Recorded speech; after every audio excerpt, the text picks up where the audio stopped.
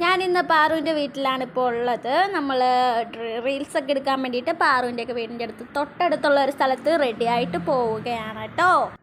അപ്പം ഞാൻ 2 വീലറും കൊണ്ടാണ് പോകുന്നത്. അപ്പം നമ്മൾ അതിലാണ് കയറി പോകുന്നത്.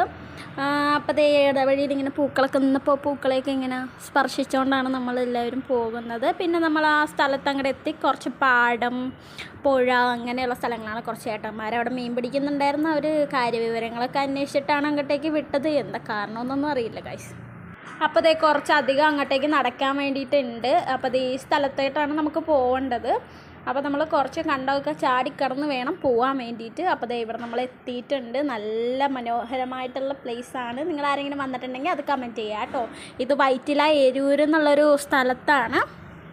അപ്പോൾ നമ്മൾ റീൽസ് എടുക്കേണ്ട സ്ഥലം എത്തിയിട്ടുണ്ട്.